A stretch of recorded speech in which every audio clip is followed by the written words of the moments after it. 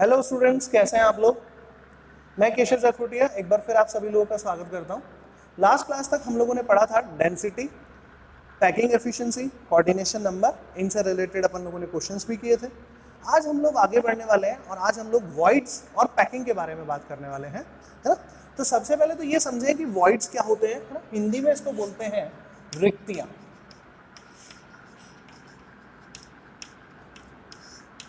खाली जगह, स्पेस। इसको क्या बोलते हैं? स्पेस, खाली जगह बोलते हैं इसको। अब खाली जगह का क्या मतलब है, ये एक बार देखो। खाली जगह का क्या मतलब है? देखो बच्चों, खाली जगह का मतलब बड़ा सिंपल है। बहुत सिंपल सी बात मैं आप लोगों से करता हूं यहाँ पर। खाली जगह का क्या मतलब है? हम सॉलिड की बात कर रहे हैं, हम लोग यहाँ पे सॉलिड स्टेट पढ़ रहे हैं। सॉलिड में खाली जगह का मतलब है कि एटम सॉलिड में सारे के सारे जो पार्टिकल्स होते हैं वो पास पास ही होते हैं। बात समझना मेरी बात, सारे के सारे पास पास ही होते हैं, लेकिन 100% पास पास नहीं हो सकते। बिल्कुल पास पास ऐसा नहीं हो सकता कि उनके बीच में कोई जगह ही ना रहे। मतलब कोई ना कोई तो जगह रहती है ना। इसीलिए तो आप देखो, एक लोहे का टुकड़ा ले लो और एक बोर्ड ले लो, ये बताओ कौन ज्यादा स्ट्रांग है। तो आप बोलोगे कि लोहे का टुकड़ा ज्यादा स्ट्रांग है, ये टूट जाता है जल्दी से, ठीक है। ये बोर्ड ले लो और पीछे वाली दीवार ले लो, बताओ ज्यादा स्ट्रांग कौन सा है? पीछे वाली दीवार ज्यादा स्ट्रांग है। इसका मतलब ये हुआ कि पार्टिकल्स के बीच की दूरी जो है, पार्टिकल्स के बीच का जो गैप है, जो स्पेस है, जितना ज्यादा होगा उतने ही आकर्षण बलों का मान क्या हो जाएगा? कम हो जाएगा। अट्रैक्शन फोर्सेस की वैल्यू क्या हो जाएंगी? कम हो जाएंगी। यही तो हुआ ना इसका मतलब। तो बस उसी स्पेस के बारे में हम लोग यहाँ पर बात करने वाले हैं, है ना। तो अब देखो, स्पेस को अपन लोग कैसे, इसको डिफाइन कैसे करें, वॉइड को कैसे डिफाइन करें। तो देखो, इसका मतलब है, इसकी डेफिनेशन है हमारे पास। Void is defined as the space present in unit cell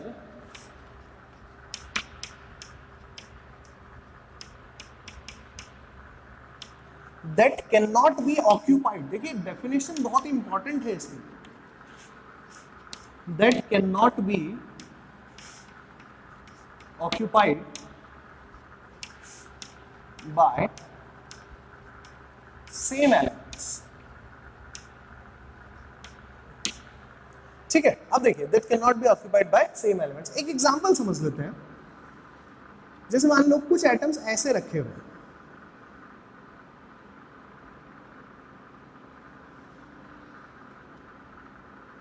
ये देखो, कुछ एटम्स ऐसे रखे हुए हैं, राइट। अब आप एक चीज देखो, ये जो बीच में गैप बन रहा है,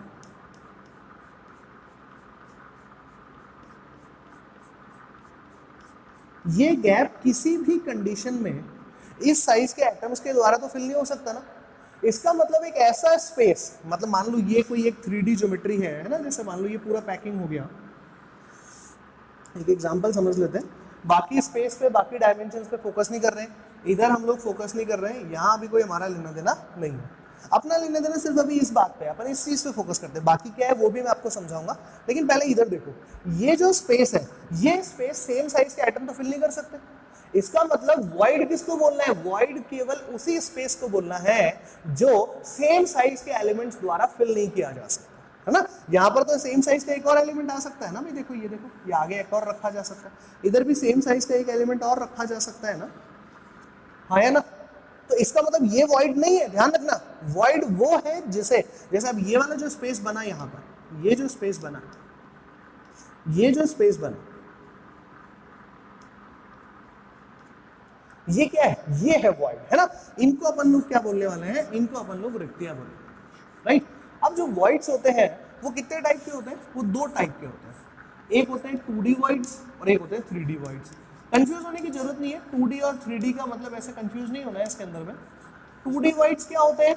जो 2 डायमेंशनल प्लेन पे बनाए जाते हैं या बनते हैं, ठीक है। दूसरे क्या होते हैं? जो 3D प्लेन में बनेंगे, 3D स्ट्रक्चर में बनेंगे, उसे अपन बोलेंगे 3D वॉइड्स। यही तो बोलने वाले हैं। तो अब अपन एक एक करके डिस्कस करते हैं, डेफिनेशन आपको समझ में आएगी, है ना। तो आप देखो, आगे बढ़ते हैं, इसको किस तरह से पूरा डिटेल में अपन लोग पढ़ेंगे वॉइड्स क्या है। अच्छा देखो, अभी मैंने कहा कि इसमें सेम साइज के एलिमेंट्स नहीं आ सकते, तो फिर कौन से आ सकते हैं? सेम साइज के नहीं आ सकते तो, है ना। तो उसके अलावा उसकी जगह पर आ सकते हैं छोटे साइज के एटम्स आ सकते हैं, छोटे साइज के एलिमेंट्स आ सकते हैं। अब मैंने आपको बोला कि वॉइड तो दो टाइप के होते हैं, एक होता है 2D वॉइड और दूसरा होता है हमारा यहाँ पर 3D वॉइड। तो चलो चेक करते हैं अभी पहले 2D वॉइड कौन कौन से हो सकते हैं और 3D वॉइड कौन कौन से हो सकते हैं, है ना। तो देखो जरा 2D वॉइड कौन से होते हैं। देखो 2D वॉइड होते हैं, जैसे एक एग्जांपल बनाया मैंने,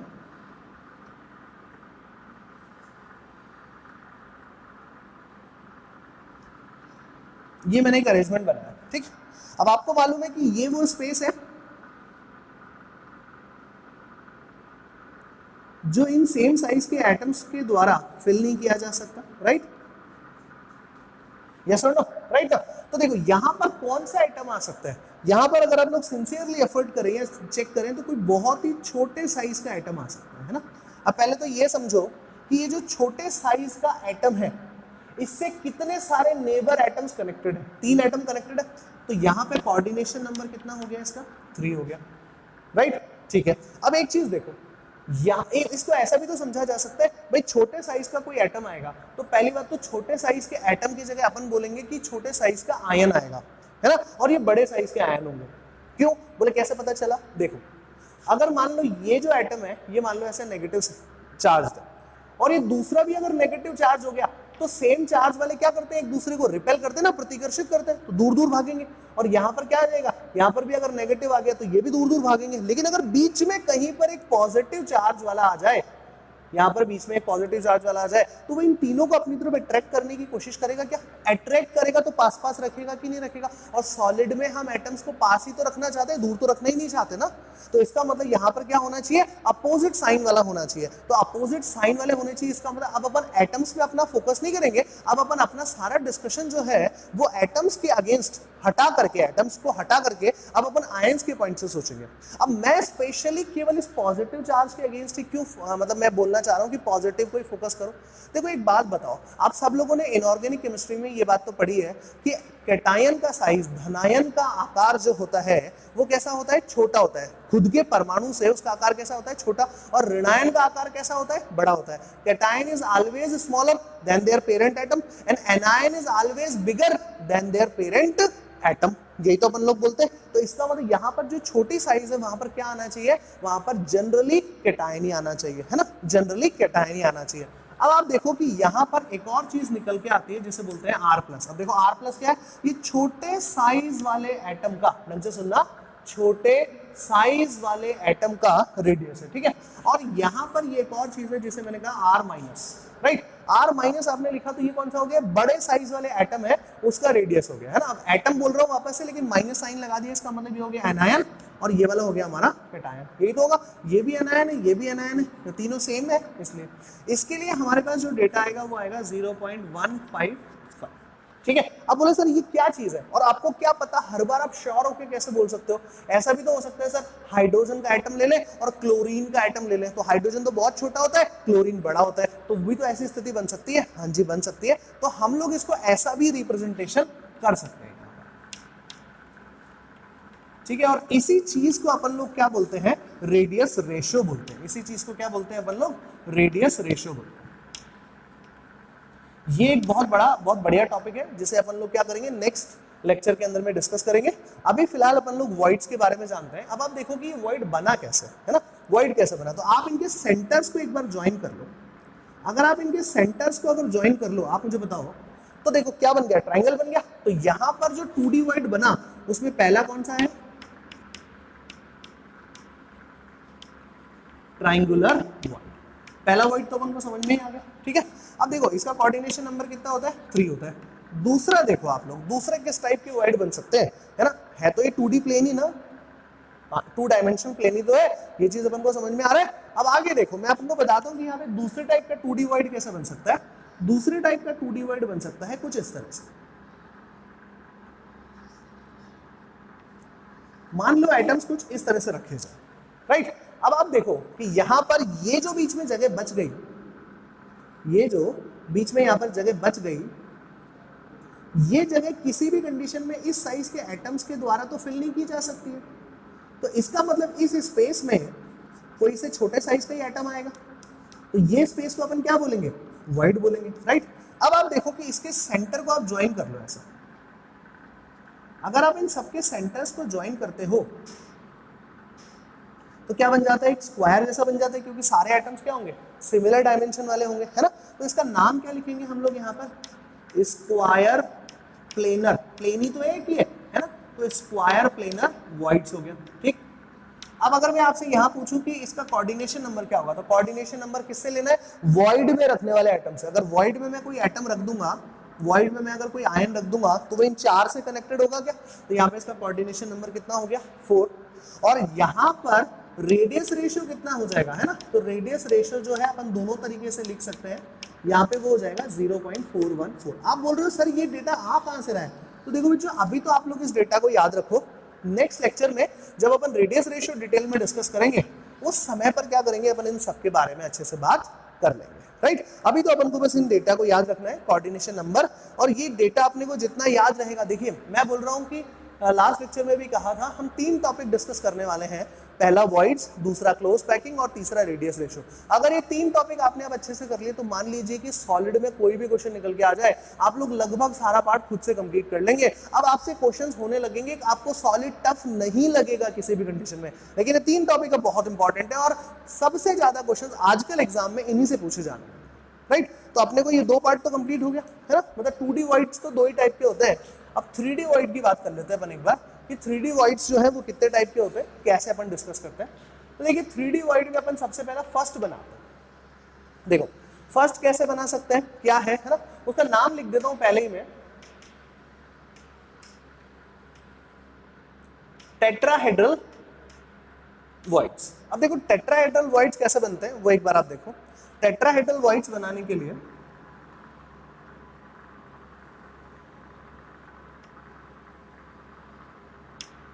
ये तो हो गया अपना सेम अरेंजमेंट जैसा अपन लोगों ने यहाँ पे ट्रायंगुलर वॉइड्स में बनाया। अब क्या करते हैं, इसके ऊपर एक एटम रख देते हैं। जैसे ही आप इसके ऊपर एक एटम रखते हो, अपन सब जानते हैं कि अब ये 2D प्लेनर कोई ऑब्जेक्ट नहीं है, कोई प्लेन नहीं है ना, ट्रायगोनल प्लेनर या ट्रायंगुलर अपन लोगों ने लिखा है ना। आप लोग चाहें तो इसको ऐसा भी लिख सकते हैं यहाँ पर नाम, ट्रायगोनल प्लेनर वॉइड्स, इसको ऐसा भी नाम दे सकते हैं, राइट ना, क्योंकि प्लेन में बन रहा है। लेकिन यहाँ तो प्लेन ही नहीं है ना, यहाँ तो आप देखो कि यहाँ तो अपने पास में एक एटम ऊपर और आ गया, राइट। अब आप देखो जब एटम ऊपर आ गया तो बीच में तो कोई जगह बच गई ना ऐसी यहाँ पर, तो हाँ या ना, बीच में कोई जगह बचेगी कि नहीं बचेगी, नहीं आ रहा बच्चों समझ में। तो इसको ऐसा करते हैं अपन, इसके सेंटर्स को ज्वाइन कर लेते हैं ताकि अपन को समझ में आ जाए, है ना। देखिए इसके सेंटर्स को ज्वाइन करें तो नीचे तो कुछ इस तरीके की ज्योमेट्री बन रही है, राइट। अब एक एटम आपने ऊपर रखा है तो इसका सेंटर कहाँ होगा, इसका सेंटर यहां कहीं पे होगा मान लेते हैं। अब इससे आप ज्वाइन करो, ठीक है। अब आप क्या करो, इस पॉइंट को ऐसा बाहर निकाल के देखो, इस पॉइंट को ऐसा बाहर की तरफ इमेजिन करके देखो। मैं भी आपके सामने बनाऊंगा वो डायग्राम भी समझाने के लिए, लेकिन ये पॉइंट क्या है, ये तो बाहर की तरफ ही तो है क्योंकि एटम तो ऊपर ही रखा है ना।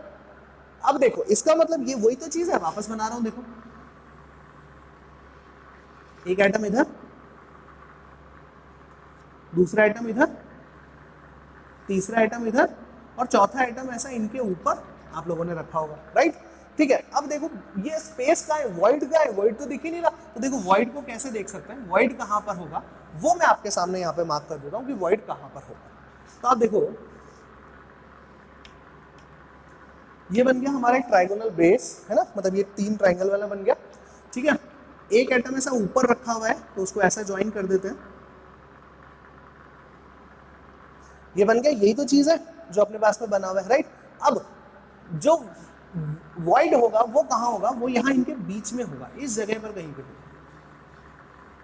राइट। आप देखो यही तो है, पहला दूसरा तीसरा इनके सेंटर पे है ना।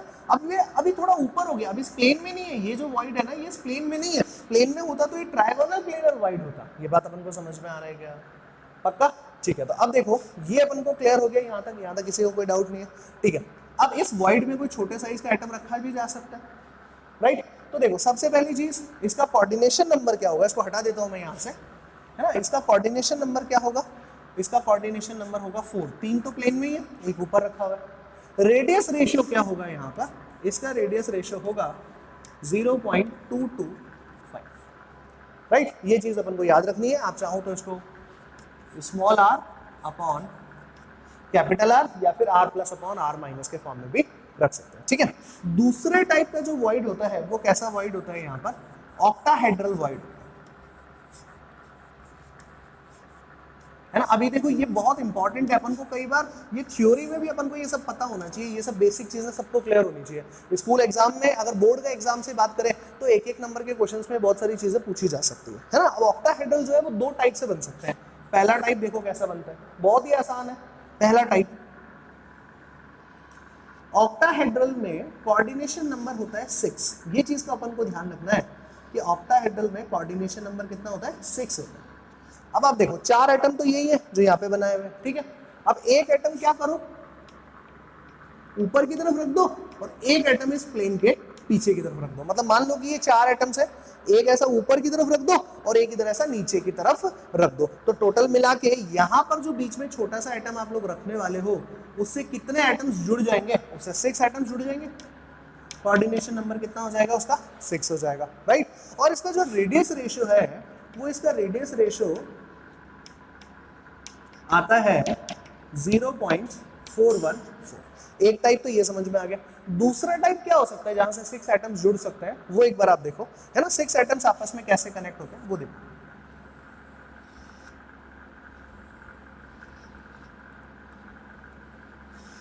देखो 3 एटम तो ऐसे कनेक्ट हो गए, राइट। अब क्या करो, इसका जस्ट अपोजिट पार्ट बना दो। अपोजिट पार्ट कैसे बनाते हैं वो देखो। नीचे यहाँ पे कितने एटम्स हैं, 2 एटम्स हैं। अब ऊपर कितने एटम बनाओगे, 2, और नीचे कितना एटम बनाओगे, 1। तो देखो एक एटम तो ये रहा, दूसरा एटम ये रहा, ठीक है, और तीसरा एटम जो है वो इधर।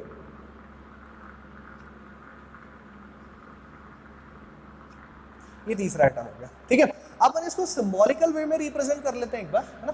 नीचे कुछ ऐसा बनाया हुआ है क्या, आप इसको ऐसा देखो एक बार। अगर मैं नीचे तीनों ट्राइंगल्स के सेंटर को ज्वाइन करूं तो ऐसा ही कुछ बनेगा, और ऊपर अगर मैं तीनों ट्राइंगल्स के सेंटर्स को ज्वाइन कर लूं तो कुछ ऐसा बनेगा, राइट। अब सोचो ये 3D फिगर है ना। तो इसका मतलब ये हुआ कि अगर ये 3D फिगर है तो इनके बीच में जो ज्योमेट्री बनेगी, इनके बीच में जो जगह खाली रहेगी जिसे ये सेम एलिमेंट्स नहीं फिल कर सकते, तो वो यहां कहीं पे बीच में आएगी क्या, राइट। ये वो जगह होगी जहां पे छोटे साइज का आइटम आ सकता है। तो अभी कितने आइटम से घिरा हुआ है, एक, दूसरा और ये तीसरा, 3 तो यही होगा, चौथा ये रहा, पांचवा और एक छठा हो गया। तो यहां पर भी कोऑर्डिनेशन नंबर कितना आएगा, 6 आएगा, ठीक है। और रेडियस रेशियो जो है वो यहां पर भी सेम ही रहता है, और ये आ जाएगा 0.41। क्या और भी टाइप के वॉइड्स बन सकते हैं, हाँ जी, एक टाइप का वॉइड और बन सकता है। 3D वॉइड का ही बना रहा हूं। 3D वॉइड का तीसरा पार्ट है हमारे पास, जिसको अपन लोग बोलते हैं क्यूबिक वॉइड, जिसको अपन लोग क्या बोलते हैं, क्यूबिक वॉइड। अभी क्यूबिक वॉइड का क्या मतलब है, कैसे बनता है क्यूबिक वॉइड, ये एक बार देखते हैं अपन लोग। देखो क्यूबिक वॉइड कैसे बनता है ये एक बार चेक करते हैं। बेसिक अरेंजमेंट को नहीं भूलना है, ये याद रखना है जो अपन लोग अभी सीख रहे हैं। 4 एटम्स को इस तरह से रख दो स्क्वायर प्लेनर फॉर्म के अंदर में, है ना। ये स्क्वायर प्लेनर अपन लोग पढ़ रहे हैं तो इस फॉर्म में एक बार रख दो। अब क्या करो, 4 एटम इसके जस्ट ऊपर रख दो, मतलब इस एटम के जस्ट ऊपर ही एक और एटम रख दो, इधर इसके भी जस्ट ऊपर ही रख दो, इसके भी जस्ट ऊपर ही एक एटम रख दो, और इधर भी यही रख दो। बात समझ में आ गया, मतलब 4 रखे हुए हैं, 4 इसके ऊपर रख दो, एज इट इज ऊपर रख दो। तो इसका मतलब क्या हुआ, ये कैसे कैसा स्ट्रक्चर बन गया, आप ढंग से देखिएगा एक बार।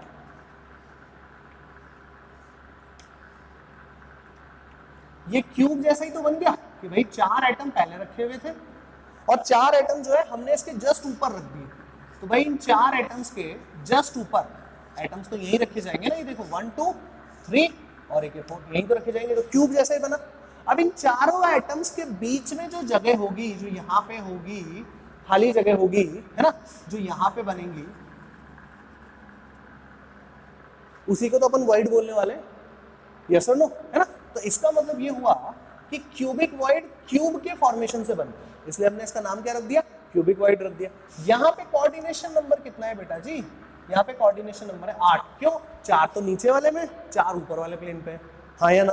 राइट। अब अगर यहाँ पे आपको रेडियस रेशियो का कोई फॉर्मूला पूछे तो उसको अपन को याद रखना है और अपन को बता देना है, वो हो जाएगा 0.73। देखो बच्चों मैंने तो सबका फॉर्मूला यहाँ पर लिख दिया, अभी आपको कंफ्यूज होने की जरूरत नहीं है। देखा जाए तो 3 ही तो फॉर्मूला, 3-4 ही तो, एक फॉर्मूला तो ये रहा, देखो 0.414, 0.414, 0.414, ये तो सेम ही है। मतलब डेरिवेशन के पॉइंट ऑफ व्यू से देखेंगे तो देखो 1 2, एक डेरिवेशन इसका करना है और एक डेरिवेशन इसका करना है। टोटल 4 ही रेडियस रेशियो हैं जिनके डेरिवेशंस अपन को करना है, जिनको अपन लोगों को सीखना है यहाँ पर। बट आपको ये याद रखना पड़ेगा कि इसका रेडियस रेशियो क्या होता है, टेट्राहेड्रल का क्या होता है ना, ऑक्टाहेड्रल का क्या होता है, क्यूबिक का क्या होता है, ठीक है। इस तरह से अपन लोग यहाँ पर इसको करने पड़ेगा, ठीक है। ऑक्टाहेड्रल 2 टाइप के होते हैं, ये ध्यान रखना, ठीक है। किस तरह से बनाए जा सकते हैं ये बहुत क्लियर होना चाहिए। तो वॉइड्स क्या होते हैं, वॉइड्स कितने टाइप के होते हैं, कैसे बनते हैं, ठीक है, 2D में कैसे बनेंगे, 3D में कैसे बनेंगे, ये चीजें अपन को क्लियर होनी चाहिए। तो आई थिंक ये वाला पार्ट अपना सबका क्लियर हो गया, ठीक है। रेडियस रेशियो पे अपन अभी और बात करने वाले हैं आगे, लेकिन अभी एक क्लोज पैकिंग की बात कर ले अपन लोग कि क्लोज पैकिंग का क्या मतलब है, कैसे इसको डिस्कस करना है, राइट। ठीक है, तो अगला टॉपिक जो है अपना वो है क्लोज पैकिंग, वो डिस्कस करते हैं।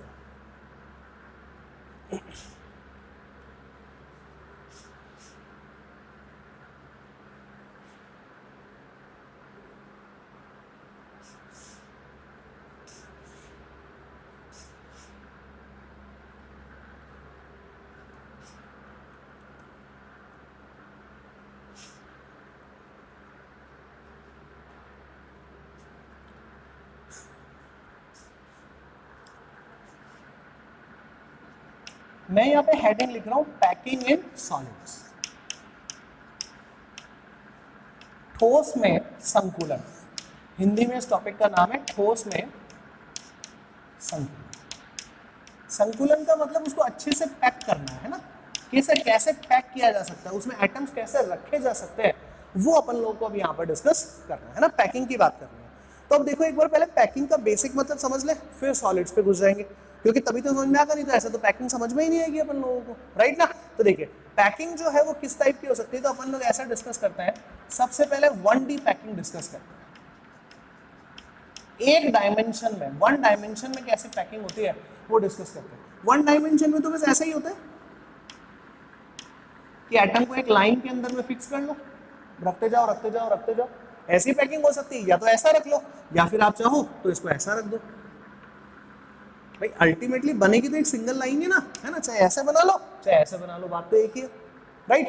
तो यहां पर अपना जैसे मान लो ये मेरा एटम ऑफ ऑब्जर्वेशन है, कोई पूछे कि इसका कोऑर्डिनेशन नंबर कितना होगा, तो इसका कोऑर्डिनेशन नंबर होगा 2, राइट। अब इसकी पैकिंग एफिशिएंसी, कितना पैकिंग है, अब अपन इसकी पैकिंग एफिशिएंसी कैलकुलेट ही नहीं कर सकते, क्योंकि अपन को इसका वॉल्यूम थोड़ी पता है कि इसका वॉल्यूम कितना होगा। 1 लाइन का वॉल्यूम, लाइन का वॉल्यूम कैसे कैलकुलेट करेंगे, राइट। तो इसलिए क्या है कि 1D में तो ये पैकिंग होती है, वो बहुत ज्यादा इंपॉर्टेंट भी नहीं है, ठीक। अब आ जाओ 2D पैकिंग क्या होती है ना। तो देखो 2D पैकिंग क्या होती है, ये बहुत अच्छा पार्ट है, तो देखते कैसे करते हैं, है ना। 2D पैकिंग,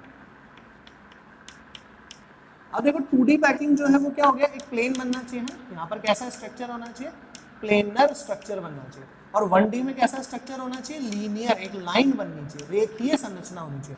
यहाँ पे कैसी संरचना होनी चाहिए, तलीय संरचना होनी चाहिए, राइट। अभी तो देखो 2D पैकिंग में क्या है, दो टाइप से बन सकती है ना, देखो 1 2 3 और 1 4, यही तो है। तो ये देखो ये बन गया एक 2D प्लेन, है ना। आप इसको और बड़ा भी बना सकते हो, मैं सिर्फ उतना ही बना रहा हूं जितना अपने डिस्कशन का लिए है।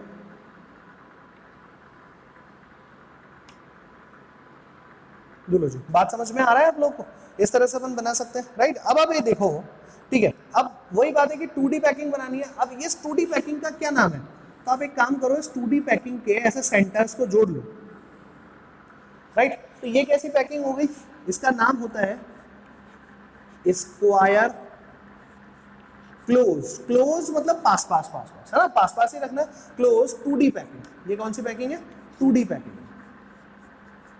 2 डायमेंशन में तो हो रही है ना। या फिर आप क्या बोल सकते हो, स्क्वायर प्लेनर क्लोज पैकिंग। भाई प्लेन आ गया, उससे भी पता चल रहा है कि ये 2D पैकिंग है, राइट। एक तरह से ऐसा देख सकते हैं। यहां पर कोई आपसे पूछ ले कि यहां पर अगर कोई एटम रखा हुआ है तो उसका कोऑर्डिनेशन नंबर कितना होगा, तो उसका कोऑर्डिनेशन नंबर होगा 4, ठीक है। कोई और तरीके से भी 2D में शीट बनाई जा सकती है, 2D में प्लेन बनाया जा सकता है क्या, चेक कर लेते हैं, देखो 2D में प्लेन और कैसे बनाया जा सकता है, तो अपन क्या करते हैं इसी डायग्राम को थोड़ा सा मॉडिफाई करते हैं ताकि इसी में अपन दोनों तरीके की चीजें जो है अपन सीख पाए, है ना।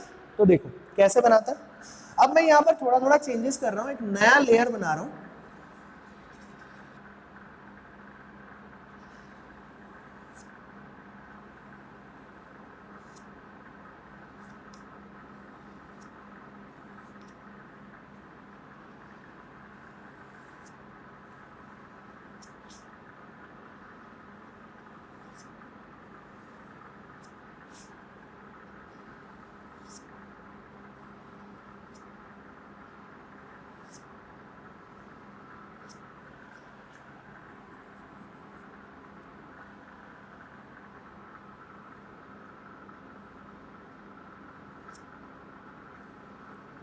ये थोड़ा सा ड्राइंग थोड़ा टेढ़ा मेढ़ा बन गया, बट हाँ कॉन्सेप्ट समझ में आ जाएगा। अब देखो एक बार यहाँ पर क्या कॉन्सेप्ट है ये मेरा आइटम ऑफ ऑब्जर्वेशन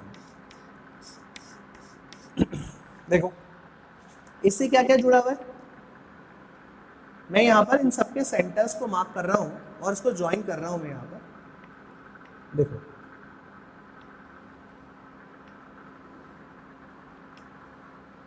यही तो जुड़ा हुआ है, आप इस चीज को देखो, हाँ या ना, राइट। तो इसका मतलब ये कैसा शेप बना, यहां पर ये जो हो रहा है ये कैसा है, हेक्सागोनल के जैसा कुछ बन रहा है क्या।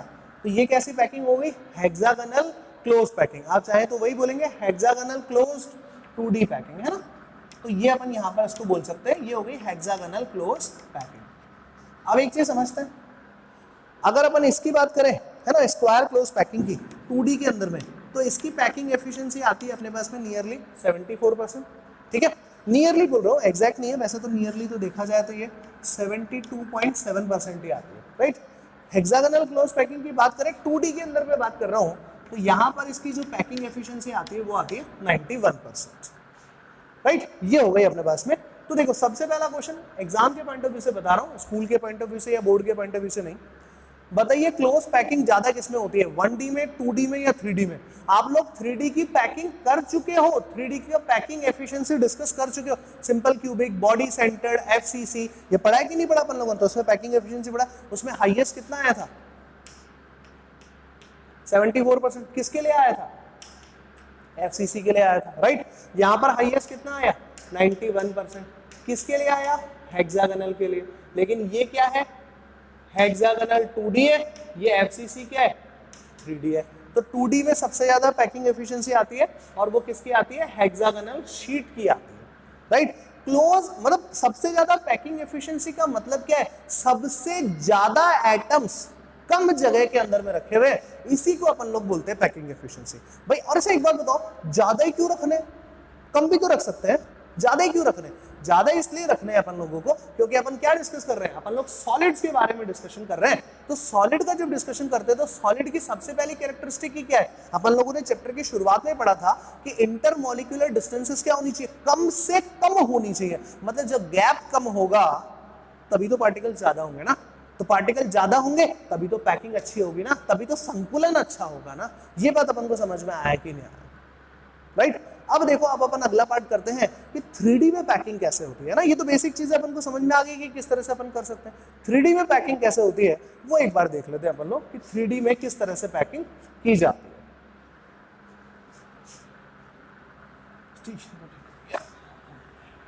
देखो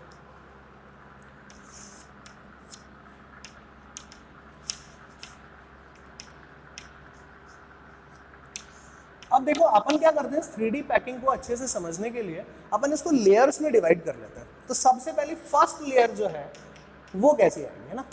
अब मेरे पास इसमें कितने ऑप्शन है, 2 ऑप्शंस है फर्स्ट लेयर बनाने के। बोले क्यों, क्योंकि देखो मेरे पास तो मैं 2 तरीके से तो काम कर ही सकता हूँ ना 2D में। भाई जब भी लेयर बनाते हो तो लेयर मतलब 2D फिगर होता है। परत कोई भी चीज की बनाओगे तो परत की ऊंचाई थोड़ी होती है, परत की तो लंबाई हो सकती है, परत की चौड़ाई हो सकती है, इसका मतलब है तो 2D फिगर ही ना, हाँ या ना। तो 2D बनाने के तो मेरे पास 2 तरीके हैं, या तो मैं किस पे चला जाऊं, स्क्वायर क्लोज पैकिंग पे चला जाऊं, ठीक है, या फिर मैं किसकी तरफ मूव कर लूं, यहां पर हेक्सागोनल क्लोज पैकिंग की तरफ मूव कर लूं। अब पॉइंट ये है कि मेरे को किस पे बढ़ना है, तो हम क्या करते हैं, दोनों ही एक बार करके देख लेते हैं, राइट। अब देखो जरा, मैंने यहां पर रखा, आप समझो जरा एक बार, ये एक एटम, ये दूसरा एटम, ये तीसरा एटम, ये चौथा एटम, ऐसा रख दिया मैंने। ये तो यही लेयर है, ठीक है। इसके ऊपर भी मैंने एटम्स रख दिए, इसके ऊपर मान लो अभी ये फर्स्ट लेयर है, फर्स्ट लेयर मैंने बनाई, ठीक। अब देखो अगर अपन इसको रिपीट करते जाए, इसके ऊपर second layer, third layer, fourth layer, fifth layer, ऐसा अगर रिपीट करते जाओगे तो अभी अभी अपन पढ़ के आए हैं कि यहां पर क्या बन जाएगा, क्यूब जैसा बन जाएगा क्या। तो देखो याद रखना, स्क्वायर क्लोज पैकिंग को जब भी रिपीट करते हैं, याद रखना स्क्वायर क्लोज पैकिंग के रिपीटिशन से क्या बन जाता है, सिंपल क्यूबिक बन जाता है, या फिर क्या बन जाता है हमारा यहां पर body centred cubic unit cell बन जाता है। प्लीज रिमेंबर, इस बात को अच्छे से ध्यान रखना कि स्क्वायर आपसे पूछा जाएगा, square close sorry simple cubic कैसे बनता है, 3D पैकिंग से बनता है। 3D पैकिंग में भी कैसे, अपन को हमेशा क्या करना होता है, स्क्वायर क्लोज पैकिंग को रिपीट करना होता है, राइट। तो ये दो तरीके के अरेंजमेंट्स बन सकते हैं, ठीक। अब आप यहाँ पे आ जाओ हेक्सागोनल में, मतलब इसमें तो कोई नई स्टोरी आने वाली है, तो इसको अपन अब अच्छे से करेंगे, है ना। अब देखो इसको अच्छे से करेंगे तो फर्स्ट लेयर जो है वो अपन ने अरेंज कर दी है।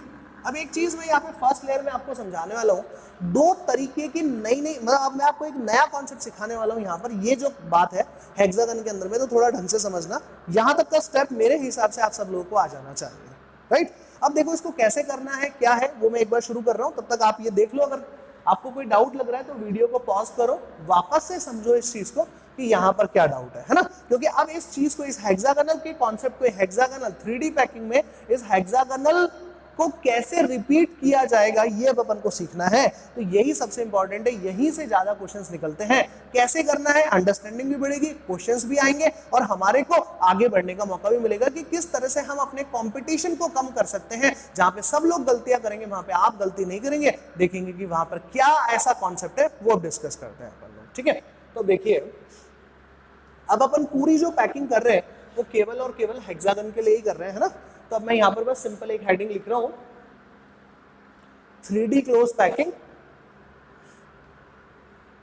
अच्छा, कई कई जगह पर स्कूल लेवल पे ऐसा क्वेश्चन आता है, एक बार वो देखिए, स्कूल लेवल पे क्वेश्चन आता है कि बुक में भी या अपने टीचर ने भी अपन को हेक्सागन पे ही ज्यादा फोकस किया, स्क्वायर क्लोज पैकिंग पे ज्यादा फोकस क्यों नहीं किया। तो देखो स्क्वायर क्लोज पैकिंग की मैक्सिमम एफिशिएंसी कितनी थी, 72.7। हेक्सागन की मैक्सिमम एफिशिएंसी कितनी थी, 91%। तो आप ही मुझे बताओ कि अगर सॉलिड के पर्सपेक्टिव से देखा जाए तो हमको किसको प्रेफर करना चाहिए, अच्छा सॉलिड कौन सा होगा। अच्छा सॉलिड वो होगा जिसमें अट्रैक्शन फोर्सेस क्या होंगे, पार्टिकल्स के बीच में ज्यादा होंगे। ज्यादा अच्छे अट्रैक्शन फोर्स होंगे उतना ही अच्छा सॉलिड होगा। तो ज्यादा अट्रैक्शन फोर्स के लिए पार्टिकल्स पास पास रहने चाहिए, मतलब उसकी पैकिंग एफिशिएंसी क्या होनी चाहिए, ज्यादा होनी चाहिए। तो हम लोग चाहे एज ए टीचर या बुक, दोनों ही ढंग से समझिए, दोनों ही सिर्फ हेक्सागोनल क्लोज पैकिंग पे ही फोकस करेंगे और उसी चीज को ही थोड़ा ज्यादा अच्छे से समझने की कोशिश करेंगे, राइट। अब चलो अब समझते हैं, है ना। तो अब देखो ये जो है ये अपना है 3D पैकिंग, और इसके अंदर में अपन लोग फर्स्ट लेयर जो है वो हेक्सागोनल वे में अरेंज करना चाहते हैं, राइट। तो देखो हेक्सागोनल वे में अरेंजमेंट कैसे किया जाए वो एक बार अपन देखते हैं।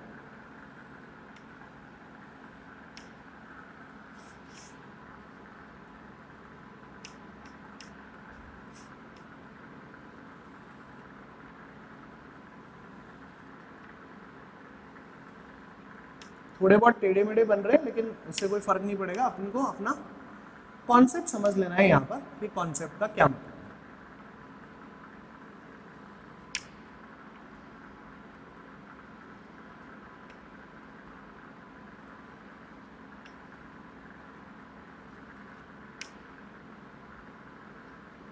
ठीक है, अब एक बार देखो यहां पर दो टाइप के वॉइड्स बन रहे हैं, ढंग से सुनना। एक 2D प्लेन बनाया मैंने, फर्स्ट लेयर बनाया, मतलब ये तो कोई एक 2D लेयर ही है ना,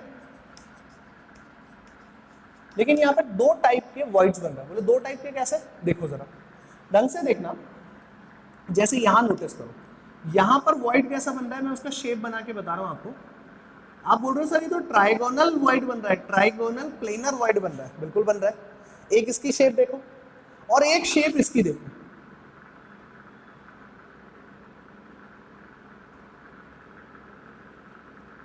हाँ या ना। अब देखो मतलब एक ट्राइगोनल वॉइड कुछ ऐसा बना, और एक ट्रायगोनल वॉइड कुछ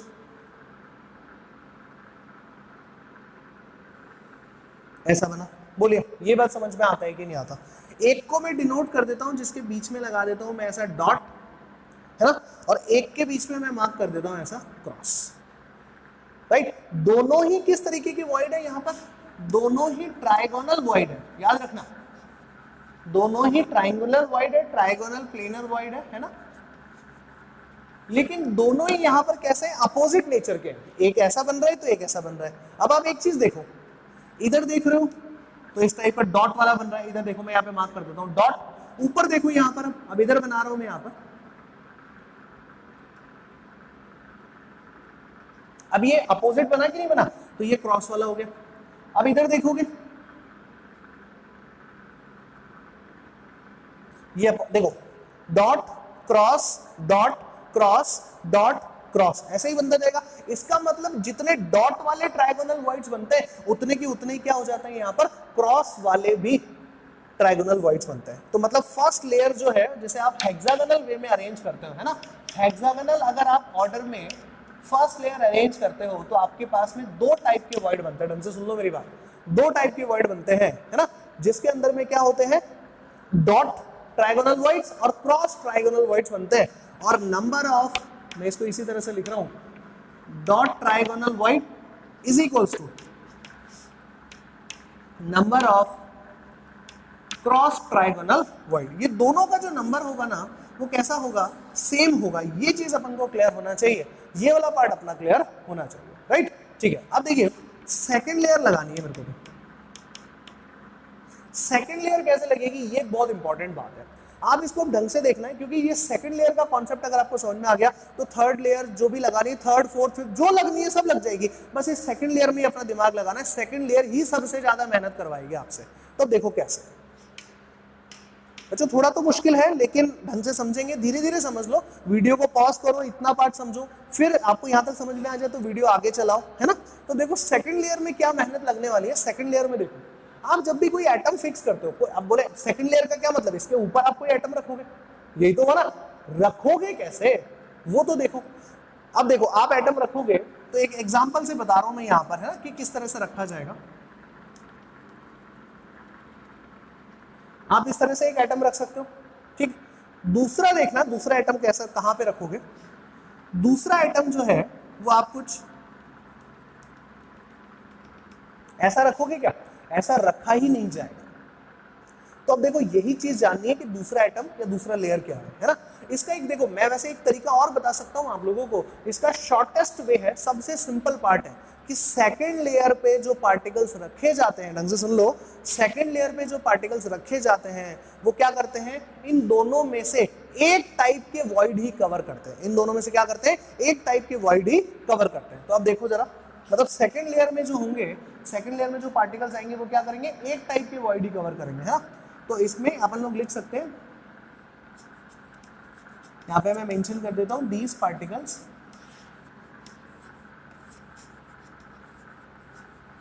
cover only one type of tetrahedral voids, है ना। वो अब टेट्राहेड्रल वॉइड हो गया, अभी तक ट्रायगोनल था, अब टेट्राहेड्रल हो गया। बोले क्यों, तो अब देखो क्यों।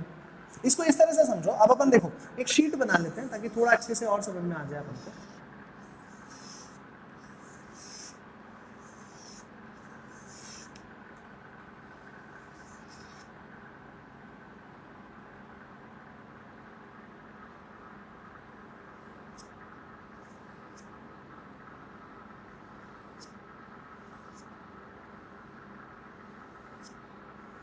देखो अब यहां पे बात समझो, अब अपन इसके ऊपर एटम कैसे रखे जा सकते हैं ये समझने वाली बात है। तो यहां से शुरू करते हैं ना।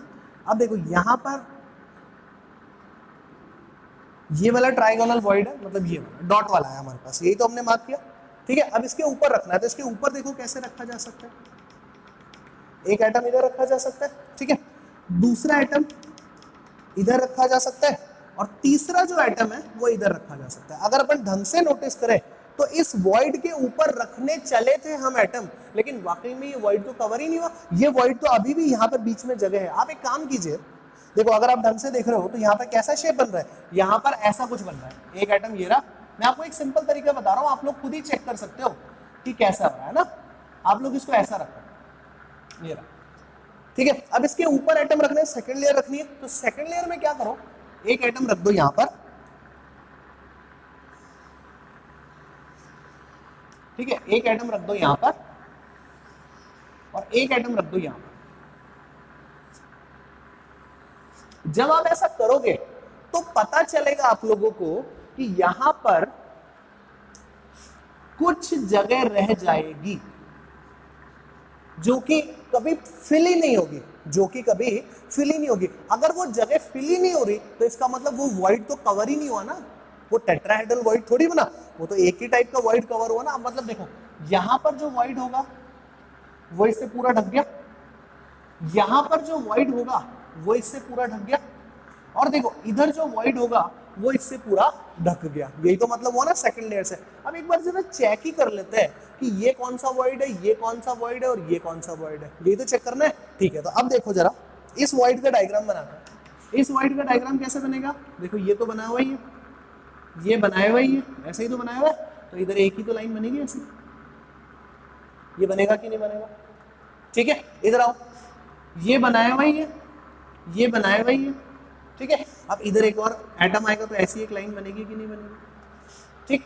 इधर देखो ये बनाया हुआ ही है, ये भी बनाया हुआ ही है। अब दूसरा जो लाइन बनेगी वो कैसी बनेगी भाई, ऐसी तो बनेगी। तो आप नोटिस करो कि जो सेकंड लेयर पे मैं एटम रख रहा हूं वो एक ही टाइप के वॉइड्स तो कवर कर रहे हैं, और इस टाइप के बीच में मैं कह रहा हूं यहां पर जगह रह जाएगी। आप पॉइंट्स तो रख सकते हो ना, सिक्के तो रख सकते हो, सिक्के रख के देखोगे तो यहां पर आपको बीच में जगह नजर आएगी, बीच में जगह नजर आ रही है। इसका मतलब क्या हुआ कि जो सेकंड लेयर के पार्टिकल्स हैं वो केवल एक ही टाइप के वॉइड को क्या करते हैं, कवर करते हैं, एक ही टाइप के वॉइड्स को क्या करते हैं, उस स्पेस को क्या कर लेते हैं, ऑक्यूपाई कर लेते हैं। ये बात अपन को समझ में आई कि नहीं आई, पक्का, ठीक है। एक ही टाइप के वॉइड्स वाला कॉन्सेप्ट आपको क्लियर हुआ कैसे इसको करना है, राइट ना, ठीक है। अब देखो यहां पे मैं आपको एक ट्रिक बता रहा हूं, और ये ट्रिक एग्जाम के पॉइंट ऑफ व्यू से बहुत काम में आएगी। चलिए देखते हैं वो ट्रिक क्या है ना। तो देखिए ट्रिक क्या है, मान लेते हैं let effective number of atoms in unit cell, किसी भी यूनिट सेल में प्रभावी कणों की संख्या, प्रभावी परमाणुओं की संख्या क्या हो जाए, कैपिटल एन है। ये ट्रिक है बेटा, बहुत इंपॉर्टेंट ट्रिक है ये, ठीक है। तो यहां पर ऑक्टाहेड्रल वॉइड्स कितने होंगे, अष्टफल की। आप लोगों ने देखो अभी आप लोगों ने बहुत सारे टाइप के वॉइड पढ़े, ठीक है, टेट्राहेड्रल वॉइड भी पढ़े, ऑक्टाहेड्रल वॉइड भी पढ़े, लेकिन जैसे हम आपने दूसरी लेयर लगा दी तो अब तो आप 3D में आ गए। इसका मतलब अब हमारे पास में दो तरीके के वॉइड्स नहीं हो सकते, स्क्वायर प्लेनर और ट्राइंगुलर। ये दो वॉइड तो कभी भी नहीं हो सकते ना। हमारे पास में वहां पे तीन तरीके के वॉइड्स में से कौन कौन से हो सकते हैं, या तो टेट्राहेड्रल हो सकते हैं, या फिर कौन सा हो सकता है हमारे पास में ऑक्टाहेड्रल हो सकता है, या फिर हमारे पास में कौन सा हो सकता है, क्यूबिक हो सकता है। यही तीन तो हो सकते हैं, लेकिन क्यूबिक की कंडीशन ही नहीं है ये, क्योंकि अरेंजमेंट कैसा कर रखा है आप लोगों ने, हेक्सागोनल। क्यूबिक वॉइड्स कब बनते हैं, जब हम स्क्वायर क्लोज पैकिंग को रिपीट करते हैं, यही तो होता ना। तो अब हमारे पास में कितने वॉइड्स बच गए, दो ही वॉइड्स बचे, एक कौन सा, ऑक्टाहेड्रल वॉइड्स, दूसरा कौन सा बचा, टेट्राहेड्रल वॉइड्स, ठीक है। तो देखो इसका ट्रिक यही है कि ये भी कितने हो जाएंगे, n हो जाएंगे, और नंबर ऑफ टेट्राहेड्रल वॉइड्स कितने हो जाएंगे, नंबर ऑफ टेट्राहेड्रल वॉइड्स हो जाएंगे हमारे पास में 2n। एग्जांपल देख लो, एग्जांपल क्या है, मान लो आपके पास में simple cubic unit cell, simple cubic unit cell है, देखो तो इसमें जेड इफेक्टिव कितना होगा, जेड इफेक्टिव ही तो सही है ना। सबसे पहले जेड इफेक्टिव होता है 1, बीसीसी में क्या होता है, जेड इफेक्टिव होता है 2, एफसीसी में क्या होता है, जेड इफेक्टिव होता है हमारा 4, यही तो होता है। तो यहाँ पे ऑक्टाहेड्रल वॉइड्स कितने होंगे, सेम नंबर वाले हो जाएंगे, ठीक है, और टेट्राहेड्रल वॉइड्स कितने होंगे, इसके जस्ट डबल हो जाएंगे। ये डेटा अगर अपन लोग याद रख पाते हैं तो मान के चलना अपन लोगों के न्यूमेरिकल्स, इसमें से कोई कुछ भी पूछ ले अपन लोगों को, ये न्यूमेरिकल कैलकुलेट करना आ जाए, राइट। ये बहुत सिंपल सा डेटा है, ये इसकी ट्रिक है यहाँ पर, है ना। तो सेकंड लेयर में क्या करते हैं, जो भी सेकंड लेयर के पार्टिकल्स आएंगे वो एक ही टाइप के वॉइड्स को कवर करेंगे। दो टाइप के वॉइड्स बनते हैं, उसमें से एक को ही कवर करेंगे। वो आप लोगों को अभी मैंने सिखा भी दिया, समझा भी दिया कैसे करेंगे इसको, है ना, ठीक है। अब अपन आ जाते हैं इसकी थर्ड लेयर। थर्ड लेयर में मेरे पास में क्या है, दो ऑप्शन। वापस से थोड़ा सा मुश्किल है, थोड़ा सा अलग भी है ना। ये अगर बात की जाए तो सॉलिड का बस यही एक ऐसा पार्ट है जहां पे थोड़ी इमेजिनेशन आपको लगानी पड़ती है, थोड़ा सोचना पड़ता है। बाकी सॉलिड का कोई ऐसा पार्ट नहीं है जहां पे आपको इमेजिनेशन लगानी है, सब कुछ डायग्राम यहाँ पे बोर्ड पे बनाया हुआ होता है ना। थर्ड लेयर में मेरे पास दो ऑप्शंस क्या क्या हैं, दो ऑप्शंस ये हैं, मैंने नाम दिया इसको ए बी टाइप अरेंजमेंट कर दो, और एक मैंने नाम दिया इसका A B C type arrangement कर दो। क्या कर दो, ए बी टाइप कर दो और एक ए बी सी टाइप कर दो, ठीक है। अब ए बी टाइप का क्या होता है और ए बी सी टाइप क्या होता है, ये एक बार अपन लोग देख लेते हैं, थोड़ा इसको अच्छे से समझ लेते हैं, है ना। ठीक है, तब तक मैं ये पूरी चीज हटा रहा हूं और अब देखना ये ए बी टाइप को क्या है, पहले ए बी टाइप समझेंगे फिर ए बी सी टाइप समझेंगे।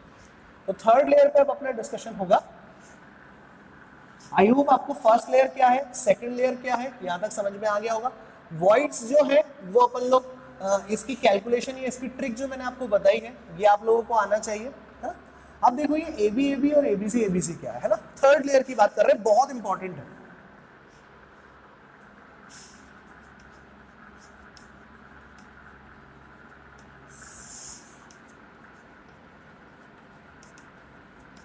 पहले ए बी की बात करते हैं, ठीक है। अब देखो ए बी का क्या मतलब है, ए लेयर और बी लेयर तो बन गई, ए लेयर मतलब फर्स्ट लेयर, बी लेयर मतलब बी सेकंड लेयर, है ना, इसको ऐसा बोलो, ए लेयर मतलब फर्स्ट, बी लेयर मतलब सेकंड। तो वापस आया ए बी, इसका क्या मतलब हुआ, ये हो गई मेरी फर्स्ट लेयर, ये हो गई मेरी सेकंड लेयर, ये हो गई मेरी फर्स्ट लेयर, ये हो गई मेरी सेकंड लेयर। तो फर्स्ट में जो आपने बनाई थी उसी को क्या करो, सेकंड के बाद वापस से रिपीट कर दो, यही तो मतलब हुआ इसका। तो आप देखो एक बार इसका क्या मतलब है, आपने सबसे पहले फर्स्ट कौन सी बनाई थी, हेक्सागोनल वाली बनाई थी, तो हेक्सागोनल वाली कैसी बनाई थी आप देखो एक बार,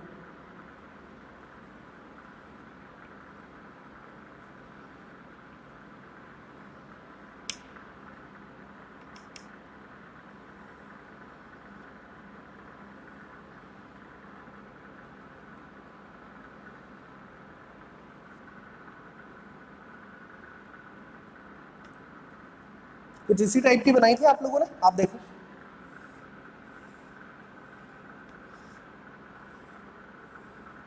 हाँ या ना, यही बनाया था, ये हो गया हमारा ए लेयर। अब उसके बाद में हम लोगों ने क्या बनाया, अभी बी लेयर बनाया। बी लेयर क्या था, बी लेयर के अंदर में तीन एटम्स ही तो रखे हुए थे ऊपर की तरफ, तो तीन एटम्स का मतलब आप लोगों ने क्या किया, एक ये, दूसरा ये और तीसरा ये हो गई आपकी कौन सी लेयर, बी लेयर। अब ऊपर फिर से कौन सी लेयर आनी चाहिए, ऊपर फिर से यही लेयर आ जानी चाहिए, यही तो मतलब हुआ ना। तो यहाँ पर ऊपर क्या हो जानी चाहिए, एक और ए लेयर आ जानी चाहिए। अब इसका मैं ग्राफिकल रिप्रेजेंटेशन करता हूँ और फिर अपन देखते हैं कि इसका ग्राफिकल रिप्रेजेंटेशन से अपन को समझ में आता है या नहीं आता। तो देखो ग्राफिकल रिप्रेजेंटेशन क्या कहता है, एक क्या बना लो ऐसा हेक्सागन बना लो, राइट। पूरा बनाने की जरूरत नहीं है, आप लोग पूरा बनाए तो पूरा बना भी सकते हैं, और नहीं तो कोई जबरदस्ती नहीं है, आप सिर्फ उसको एक बार समझ लो पहले। एक हेक्सागन जैसा बनाया, और अब देखो इसके बाद ये बीच में एक एटम है, तो यहाँ पे एक एटम, यहाँ पर भी है, यहाँ पर भी है। आप इसको देखो, जो मैंने पहले हेक्सागोनल यूनिट सेल बनाई है, जो मैंने फर्स्ट लेयर बनाई है, बिल्कुल ऐसा ही तो है, 6 एटम बाहर की तरफ, एक एटम बीच में, 6 एटम बाहर की तरफ, एक एटम बीच में, करेक्ट। अब देखो बीच में कितने एटम है, 3। कौन सी पढ़ रहे हैं, 3D पैकिंग पढ़ रहे हैं, तो इसका मतलब यहां से क्या करो,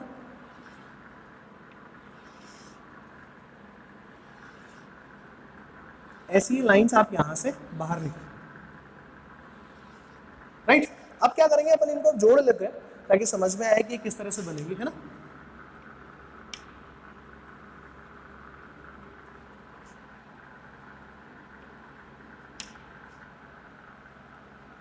कुछ गड़बड़ हो गया क्या, हाँ जी, देखो ये यहाँ पे जोड़िए,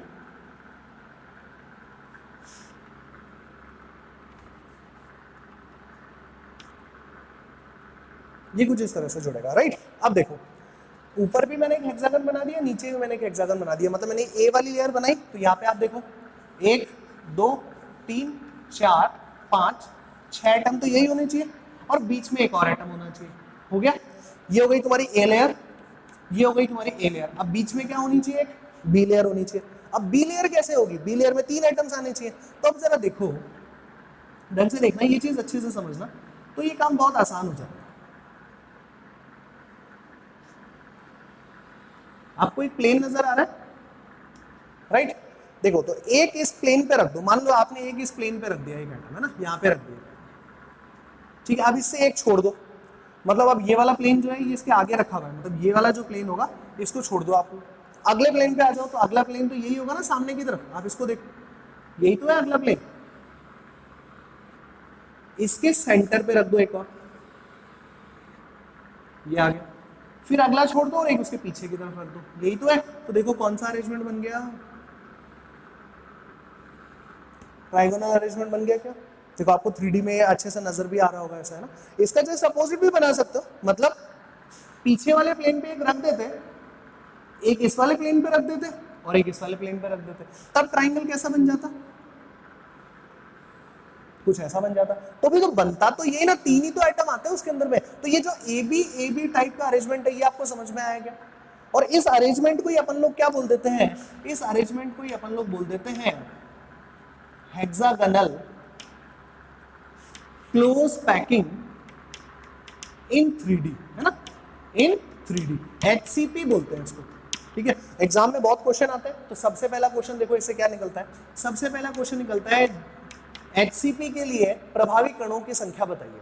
तो देखो सबसे पहले क्या है, अब आप देखो इसके जस्ट ऊपर भी तो कुछ ना कुछ जुड़ा हुआ होगा, तो ये वाला जो एटम होगा वो कितने यूनिट सेल से शेयर होगा, 2 से, ठीक है, ये हो गया। अभी पता नहीं 2 × 1/2, बोले 2 क्यों लिखे, एक एटम ये रहा, एक एटम ये रहा, प्लस 3 × 1, ये 3 कहां से आए, ये जो 3 है ये किसी से शेयर ही नहीं हो रहे, ये तो इस यूनिट सेल के अंदर ही तो है, तो ये तो किसी से भी शेयर नहीं हो रहे, तो इनका कंट्रीब्यूशन कितना है 1, ऐसे कितने आइटम्स हैं 3, ये हो गया, प्लस 12 आइटम्स और बच गए, 6 ऊपर और 6 नीचे की तरफ, इनका कंट्रीब्यूशन कितना है, तो देखो ये कितने यूनिट सेल्स में गिरे होंगे, ये कहां पे गिरे हुए होंगे, तो देखो 1 2, ऐसा एक नीचे की तरफ होगा 3, ठीक है, इसके इधर देखोगे 4 5, ठीक है, और एक और अपन बनाएंगे तो एक और बन जाएगा। देखो आप इसको ऐसा समझो, 1 2 3 4 तो आपको समझ में ही आ रहा है, ठीक है, 5वां ऊपर की तरफ हो गया और 6ठा नीचे की तरफ हो गया, यही तो होगा। तो ये जो एटम है ये 6 यूनिट सेल्स में शेयर होगा, तो इसका मतलब 1 यूनिट सेल में उसका भाग कितना आएगा, 1/6 तो आएगा, हाँ या ना। तो देखो इधर कितना हो गया 1, इधर कितना हो गया 3, इधर कितना हो गया 2, यहाँ पर कितना आ गया 6। तो देखिए जेड इफेक्टिव HCP के लिए कितना होता है, हेक्सागन, याद ही है हेक्सा मतलब होता है 6, तो ये हो जाएगा अपना 6। हेक्सागोनल क्लोज पैकिंग की बात अपन को समझ में आ गई, ठीक है। अब इसके अंदर में और क्या क्या क्वेश्चन बन सकते हैं, तो देखो ऑक्टाहेड्रल वाइड कितने होंगे, तो पहले आप मुझे बताओ कि जेड इफेक्टिव कितने हुए HCP के लिए, जेड इफेक्टिव हुए 6, तो ऑक्टाहेड्रल भी उतने के उतने ही होने चाहिए, ठीक है। टेट्राहेड्रल कितने होने चाहिए, उसके जस्ट डबल, ठीक है।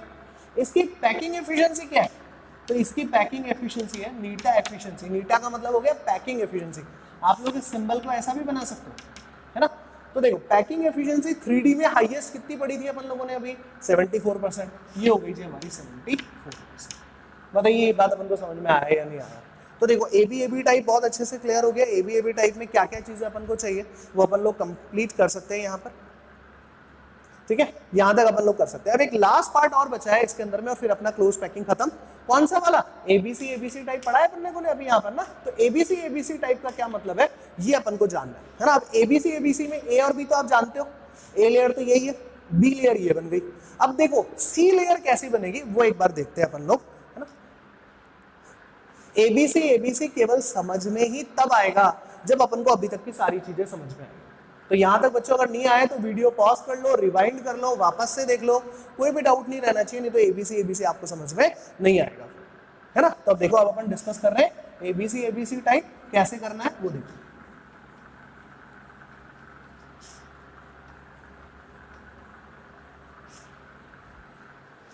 देखो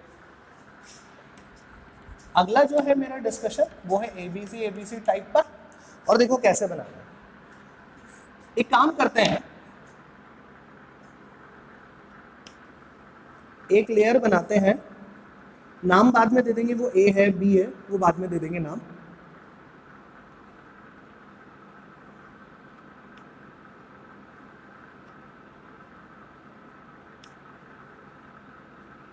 ठीक है, ये एक लेयर बनाए, हेक्सागोनल लेयर है, ठीक है। अब देखो एक लेयर में ऊपर बना रहा हूं, आप लोगों ने भी सेकंड लेयर बनाई थी, सेकंड लेयर में क्या पढ़ा था कि सेकंड लेयर के एटम्स एक ही टाइप के ट्रायगोनल वॉइड्स को कवर करते हैं, यही पढ़ा था, ठीक है, ये लेयर बन गई। अब मैं चाहता हूं कि भाई एक टाइप के ट्रायगोनल वॉइड्स तो कवर हो गए, दूसरे टाइप के जो बच गए थे वो भी कवर हो जाए, तो इस अरेंजमेंट से तो नहीं हो सकते। कौन से अरेंजमेंट से कवर होंगे वो देखो, कौन से अरेंजमेंट से कवर होंगे, इस अरेंजमेंट से कवर हो सकते हैं क्या? चलो इसको भूल जाओ, आप एक बार इस ऊपर वाले लेयर को भूल जाओ, इससे कंपेयर करो, ये हो गई मेरी फर्स्ट लेयर, ये हो गई मेरी सेकंड लेयर। तो फर्स्ट लेयर के बाद जब भी सेकंड लेयर आती है तो केवल एक ही टाइप का तो ट्रायगोनल वॉइड कवर होता है ना, तो यहां पे अगर आप ये इस तरीके का अरेंजमेंट रख दोगे सेकंड लेयर का, तो एक टाइप के ट्रायगोनल वॉइड कवर हो गए, दूसरे रह गए। दूसरे किससे कवर होंगे? इसके अपोजिट वाले अरेंजमेंट से। तो अब इसको क्या बोलो आप, मान लो इसको बोल दो बी, ठीक है, इसको बोल दो ए और इसको बोल दो सी, ए बी सी। तो इसके जस्ट ऊपर भी क्या आएगा, अब फिर वापस क्या आना चाहिए, ये वाला अरेंजमेंट आना चाहिए। तो A B C, A B C, A B C arrangement आएंगे। इसमें हम करना क्या चाहते हैं, इसमें हम कोई भी वॉइड, कोई भी मतलब इसको ऐसा बोल सकते हैं कि कोई भी वॉइड को खाली नहीं रखना चाहते हैं, उसको हम क्या करना चाहते हैं, ऑक्यूपाई कर लेना चाहते हैं, उसको लॉक कर लेना चाहते हैं, यही इसका मतलब हुआ, ठीक है। अब देखो इस अरेंजमेंट के अंदर में इसका जो 3D फिगर है बहुत ज्यादा डिफिकल्ट होता है, अपन उस पर नहीं जाते हैं, डायरेक्ट रिजल्ट पे आते हैं। ये जो अरेंजमेंट है ये किस टाइप की संरचना बनाता है, सीसीपी स्ट्रक्चर बोलते हैं इसको। और सीसीपी को और क्या बोला जाता है बच्चों, एफसीसी बोला जाता है, पढ़ा था अपन लोगों ने थोड़ी देर पहले। तो इसका मतलब हुआ यहाँ पर जेड इफेक्टिव कितना होना चाहिए, 4, ऑक्टाहेड्रल वॉइड्स कितने होने चाहिए, 4, टेट्राहेड्रल वॉइड्स कितने होने चाहिए, 8, डबल होना चाहिए ना, ठीक है। और इसके साथ साथ अपने को यहाँ तक की तो बात समझ में आ गई। यहाँ पर देखो कोऑर्डिनेशन नंबर कितना, 6 या 4, कोऑर्डिनेशन नंबर तो 4 ही होता है ना यहाँ पर, ऐसा देखेंगे। अच्छा सॉरी, कोऑर्डिनेशन नंबर जो है वो कितना होना चाहिए यहाँ पर, 12 होना चाहिए। एफसीसी के केस में अपन लोगों ने कितना पढ़ा था, 12 पढ़ा था अपन लोगों ने, है ना। कोऑर्डिनेशन नंबर लिखा है, फर्क है दोनों में, यहाँ पर आप कंफ्यूज मत होइए, मैं यहाँ पे जेड इफेक्टिव की बात नहीं कर रहा हूँ, कोऑर्डिनेशन नंबर की बात कर रहा हूँ। जेड इफेक्टिव कितना होना चाहिए, 12 होना चाहिए, बस इसी तरीके का अरेंजमेंट होना चाहिए। सीसीपी का मतलब क्या होता है, सीसीपी का मतलब होता है क्यूबिक क्लोज पैकिंग, सीसीपी। और शॉर्ट फॉर्म में इसको अपन दूसरे फॉर्म में क्या बोल सकते हैं, face centred cubic unit cell बोलते हैं। इस तरह से अपना क्या होता है, ये जो 3D पैकिंग वाला पार्ट है, पैकिंग इन सॉलिड्स जो है वो अपना कंप्लीट हो गया है। यहाँ पे अब इससे ज्यादा और कुछ नहीं है, स्कूल लेवल पे भी कोई बहुत ज्यादा क्वेश्चंस नहीं पूछे जाते हैं। ट्रिक जो मैंने आपको बताई उसे याद रखेंगे, नेक्स्ट क्लास में अपन ट्रिक पे बेस्ड क्वेश्चंस करेंगे और रेडियस रेशियो कंप्लीट करेंगे। रेडियस रेशियो पे काफी क्वेश्चंस निकलते हैं, है ना। तो अपन लोग आज इस लेक्चर को यहीं पे फिनिश करते हैं। That's all for this lecture.